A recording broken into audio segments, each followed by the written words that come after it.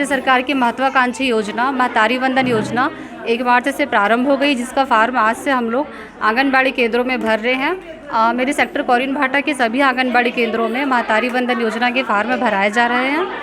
ये मैं गुरु घासीदास वार्ड में महतारी वंदन योजना का फार्म ऑफलाइन हम लोग अभी भर रहे हैं।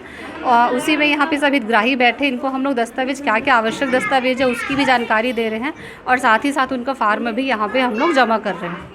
इसमें पति पत्नी दोनों का आधार कार्ड, महिला का मतदाता परिचय पत्र, राशन कार्ड और पैन कार्ड वैकल्पिक है और स्कूल सर्टिफिकेट 10th 12th का जिसमें उनकी जन्मतिथि अंकित हो, विवाह प्रमाण पत्र, बहुत सी चीज़ें हैं और कुछ वैकल्पिक भी है अगर वो सब लग रही है।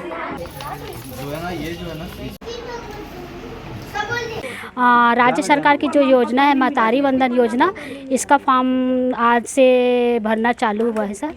ये आंगनबाड़ी केंद्र 24-1 जमात पारा। आधार कार्ड लगा है पति पत्नी का और राशन कार्ड लग रहा है, बैंक पासबुक लग रहा है, परिचय पत्र लग रहा है जी, और मोबाइल नंबर। मैं श्रीमती शोभा शर्मा, आंगनबाड़ी कार्यकर्ता, जमात पारा।